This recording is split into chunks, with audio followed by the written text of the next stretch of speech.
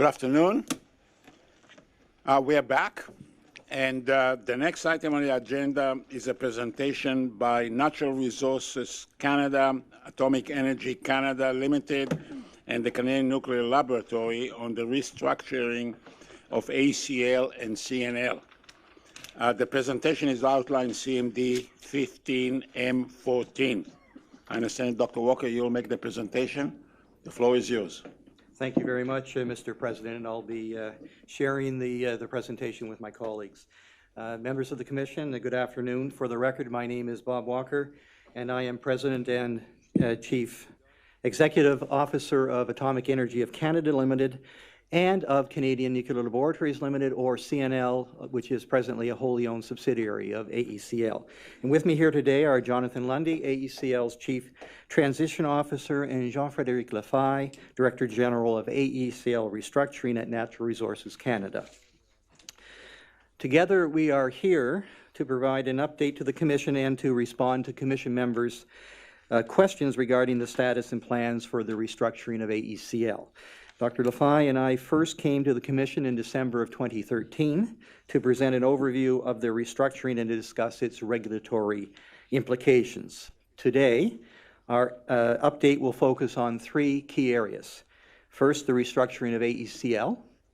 Second, the recent government decision regarding the future of the NRU reactor. And third, regulatory considerations associated with the restructuring and the NRU. To begin our update today, I'll take a moment and discuss the breadth and scope of CNL and its various sites and activities. Building on AECL's 60 plus years of nuclear science and technology accomplishments, CNL maintains a national presence with over 3,400 employees working in 4 provinces. Les employés hautement qualifiés de LNC offre un large éventail de services nucléaires d'une importance vitale, afin d'en arriver à un résultat stratégique, que les citoyens du Canada et du monde entier puissent bénéficier de la science et de la technologie nucléaire au niveau de l'énergie, de la santé, des avantages économiques et environnementaux, tout en ayant confiance que la sécurité et la sûreté nucléaire sont assurées. LNC entreprend une série de programmes qui ont été mis en place pour atteindre ce résultat stratégique. Ces programmes sont en accord avec les priorités du gouvernement du Canada, plus précisément de supporter un environnement propre et sain, d'avoir des citoyens canadiens en santé, un Canada sécuritaire et sécurisé, est une économie innovatrice fondée sur le savoir. Importantly, following CNL's restructuring, the laboratories will continue to deliver on 3 distinct missions: managing Canada's decommissioning and waste management responsibilities, delivering in science and technology to meet core federal needs, and supporting Canada's nuclear industry by providing access to CNL's science and technology facilities and expertise on commercial terms. Carrying out these missions, CNL will remain well-positioned to meet all of its nuclear safety and regulatory obligations. I'll now ask Jean-Frédéric Lafay of Natural Resources Canada to provide additional details on the restructuring. JF? Thank you, Dr. Walker. Monsieur le Président, Madame, Messieurs les Commissaires, for the record, my name is Jean-Frédéric Lafay, and I am Director General at Natural Resources Canada, or NRCan, responsible for the restructuring of AECL's nuclear laboratories. J'aimerais tout d'abord remercier la Commission pour le temps qui nous est accordé aujourd'hui.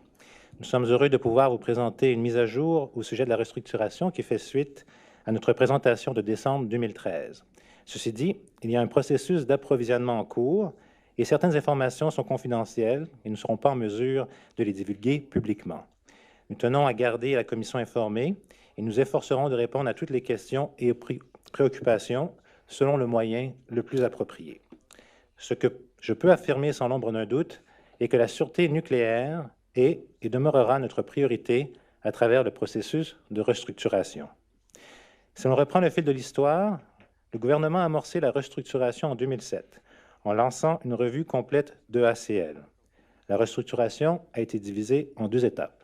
La première, afin de vendre les actifs de la division des réacteurs Candu de ACL, ce qui a été complété en 2011, lorsque Candu Énergie, une filiale de SNC-Lavalin, en a fait l'acquisition. La deuxième étape de la restructuration est en cours et vise à mettre en place un modèle d'organisme gouvernemental exploité par notre entrepreneur, ce qu'en anglais on nomme Government Owned Contractor Operated, ou GoCo, au laboratoire nucléaire de ACL, d'implanter ce nouveau modèle au laboratoire de ACL. Natural Resources Canada is leading the restructuring on behalf of the Minister of Natural Resources, and we are working very closely with AECL and CNL to make this happen. Throughout the process, we have been in discussion with CNSC staff, who are kept informed of our progress and able to provide advice as appropriate at key juncture points throughout the restructuring. CNSC staff has been very collaborative, which I wish to acknowledge. On slide 5. Looking at the restructuring of CNL from a governance perspective, this slide illustrates the organizational transformation of the nuclear laboratories. Today, we are in the interim state shown on the center of this chart. In 2014, CNL was created as a wholly owned subsidiary of AECL. Through an internal reorganization, CNL became the operator of the nuclear laboratory and licensee. For now, the board of directors of CNL has the same membership as that of the parent Crown Corporation, ensuring alignment in direction and oversight of the operating business. At the end of the restructuring process, at the GoCo end state shown on the right side of the chart, the ownership of CNL will change from AECL to the contractor that is selected through the government-led procurement competition that is now underway. The contractor will appoint a new CNL board of directors, and the relationships that AECL has with both the contractor and with CNL would be of contractual in nature. I'll move on to slide 6. Thank you. The slide depicts the roles and responsibilities of the parties to the GoCo arrangement once the restructuring of AECL is completed. NRCan will continue to set policy for the government. AECL, as a Crown Corporation, will ensure that the government's objectives for the nuclear laboratories are met. AECL will be the main customer of CNL, will oversee the contract and CNL's performance. AECL will remain the owner of the sites, facilities, assets, intellectual property, and decommissioning liabilities. The contractor will be the private sector company selected to own 100% of CNL's shares. It will appoint CNL's senior leadership team and board of directors, and will earn fee based on CNL's performance. CNL will continue to be the operator and licensee. It will continue to be in full control of the day-to-day operations as it is today, and accountable for its performance. CNL will also have the authorities required to make all operational decisions at the nuclear laboratories, including those related to safety. It will have the qualified personnel, system, and processes needed to carry out its missions.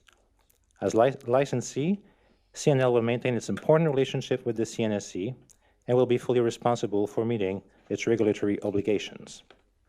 CNL will be the enduring entity and the employer of the workforce. It will maintain its core capabilities and expertise over time and be positioned to carry on through potential future changes in its ownership. On to slide 7. As we proceed with the restructuring and implementing the GoCo model, 2 parallel streams of work are in progress. First, the procurement process that is led by Public Works and Government Services Canada on behalf of NRCan, and second, the internal reorganization of AECL as it prepares to the transition to the GoCo model. The procurement process is now well underway. The request for response evaluation, which is pre-qualification and consultation stage for the potential suppliers, concluded in late January 2015. In this stage, prospective suppliers' qualifications were evaluated to assess whether they met technical, financial, integrity, and national security requirements. Suppliers who satisfied these mandatory requirements were deemed qualified respondents. These qualified respondents were then invited to engage in detailed confidential consultations with government. Over the past several months, qualified respondents have improved their understanding of the expectations and details of the procurement. Separately, government has refined its requirements and determined terms and conditions to protect the interests of government while being commercially acceptable. 4 qualified respondents have completed this pre-qualification process. Public Works and Government Services Canada have made their names and team compositions public on its website, buyandcell.gc.ca. We have recently advanced to the request for proposal, or RFP stage. In late January, the RFP documents were issued to the 4 qualified respondents. The bid evaluation process will be conducted this spring, with the preferred bidder expected to be confirmed this summer and the contract awarded in the fall of 2015. Bids will be rigorously evaluated following processes and protocols established by Public Works and Government Services Canada. The government will be selecting the qualified bidder that demonstrates that it can best manage the complex CNL operations. Je vais maintenant passer la parole à M. Lundy et Walker, qui fourniront davantage de détails sur la restructuration interne au sein de AECL. Thank you, Jean-Frédéric.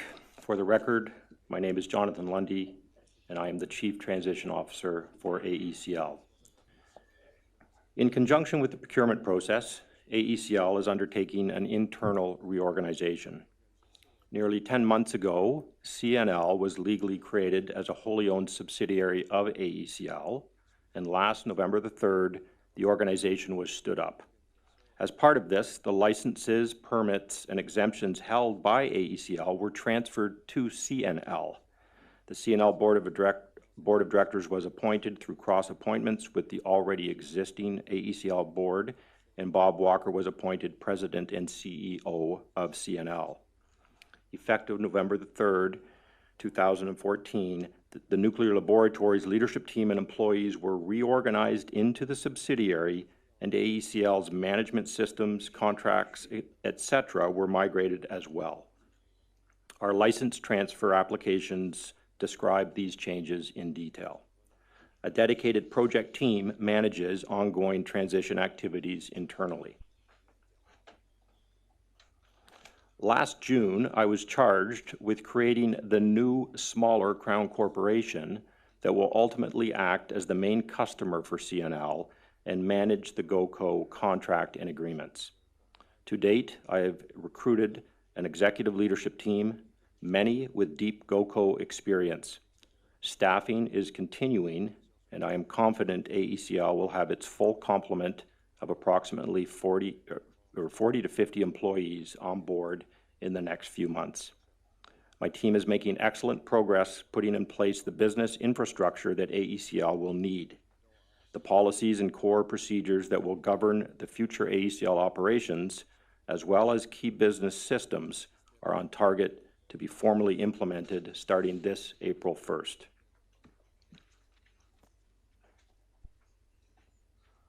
AECL and CNL both recognize the value in building and testing the interfaces between the organizations and our teams in accordance with the commitments we have made to each other under an interim services agreement. We are currently focused on establishing priorities for the coming fiscal year and developing a reporting framework as would be appropriate for a customer and a supplier to do.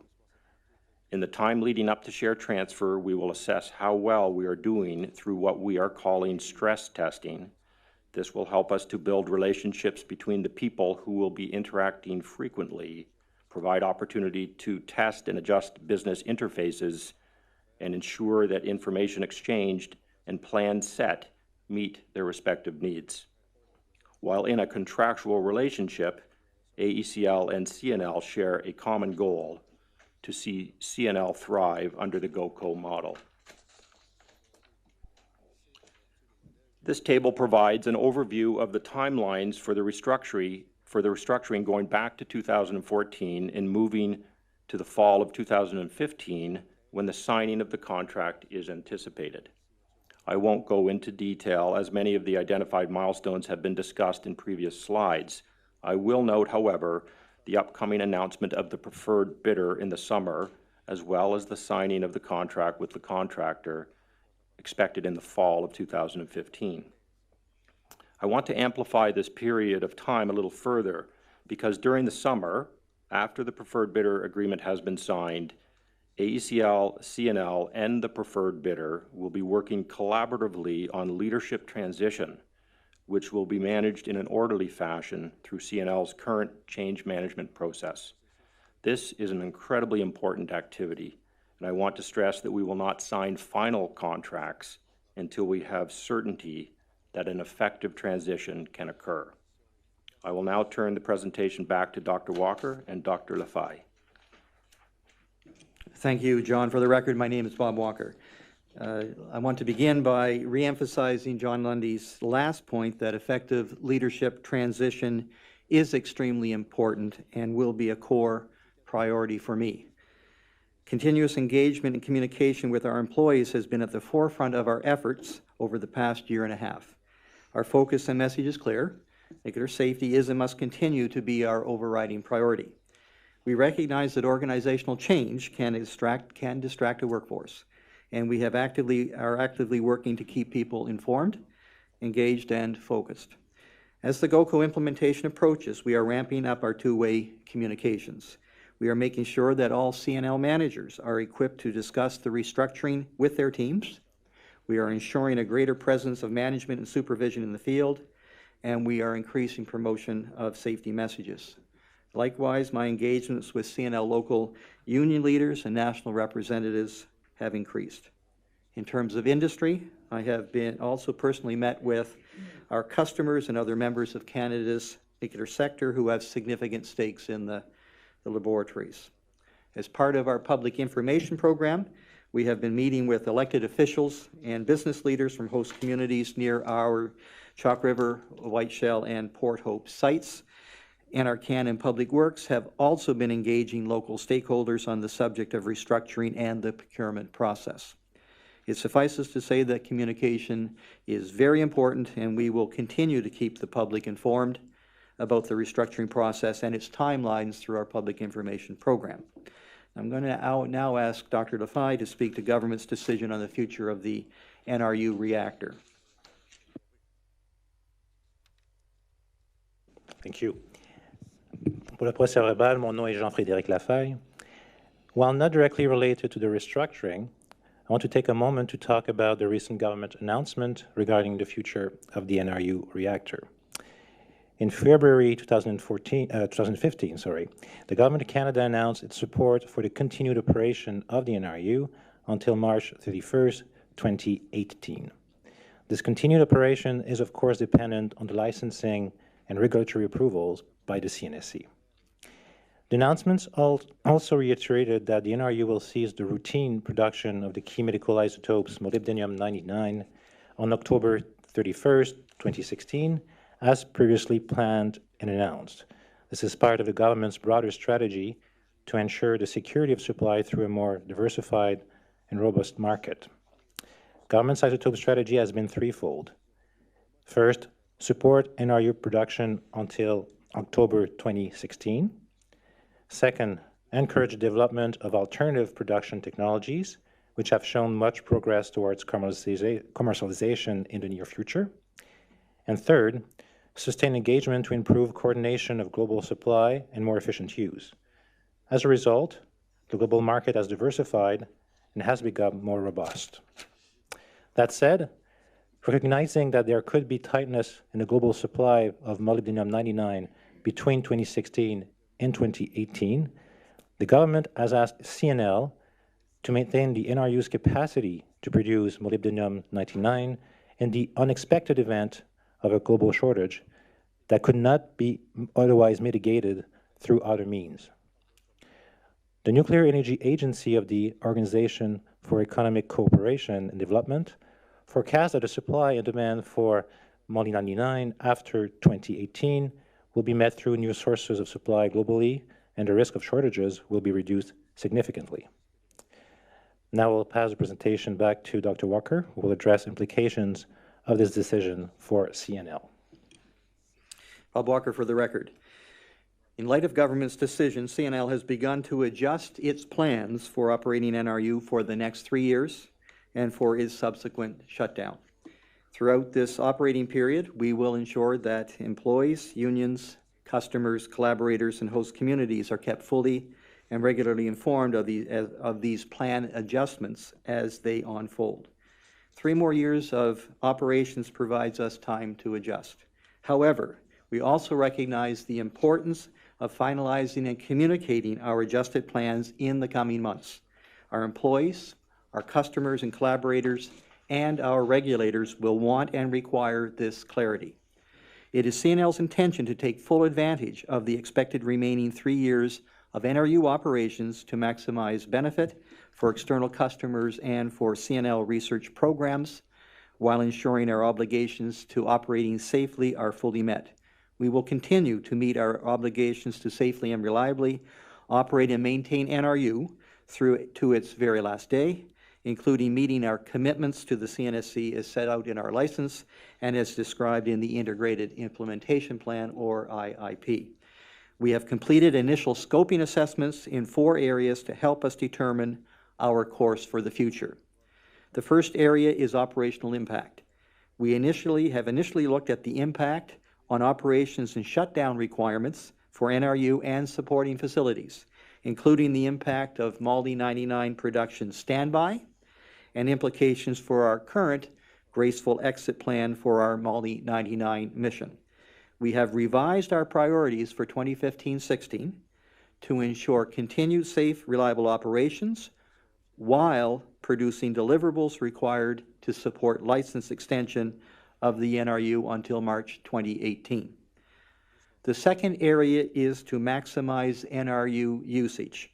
We have engaged customers to determine how best to adjust plans to make maximum use of NRU services through to March 2018, including opportunities to accelerate research and irradiation campaigns. We are preparing for 3 more good years of NRU usage to meet internal and external customer needs, work which will also mitigate the impact of the neutron gap period, that is, that time post-NRU shutdown when we will not have a research reactor available.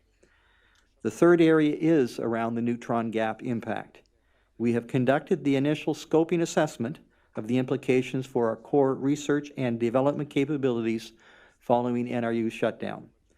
The NRU directly supports and enables 3 of CNL's 10 Scientific Centers of Excellence, or COEs.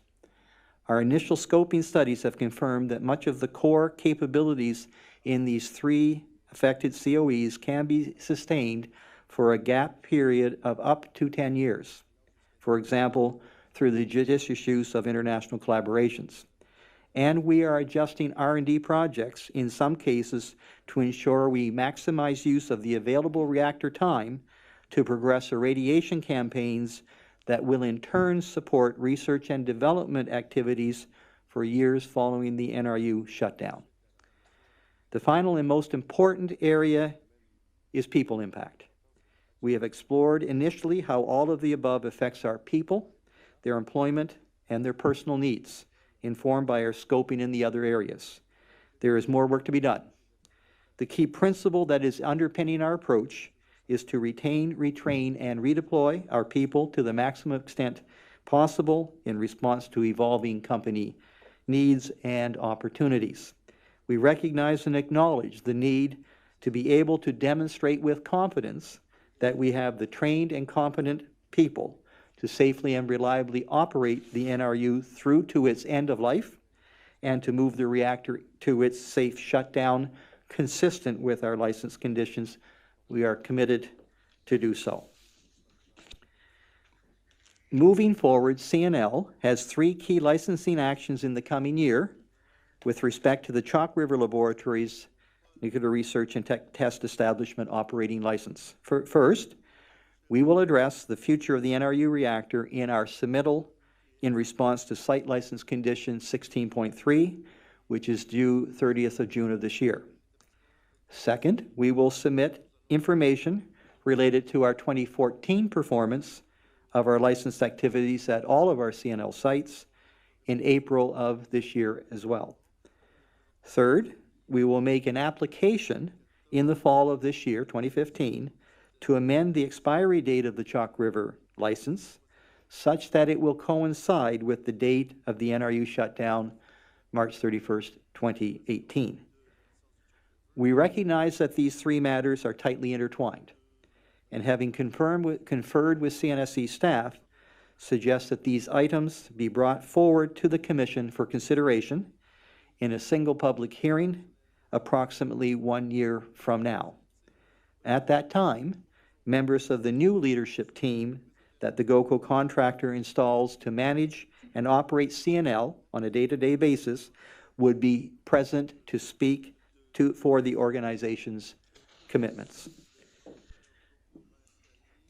In closing, I offer the following conclusions. Nuclear safety remains our overriding priority. Restructuring is well underway. The procurement process is unfolding as we speak, with selection of the preferred bidder expected in the summer and contract signing in the fall of 2015. As you have heard today, AECL has been reorganizing itself to prepare for the implementation of the GoCo model. A very important step, the stand-up of CNL, was achieved last November. We are very conscious of the need to keep our stakeholders and, most importantly, our employees informed and engaged. Finally, we are in the process of responding to the recent government announcement on the NRU and are factoring this decision into our upcoming license submittals to the CNSC.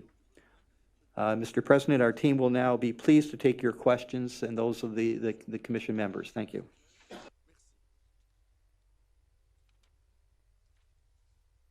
Thank you. Thank you for this presentation.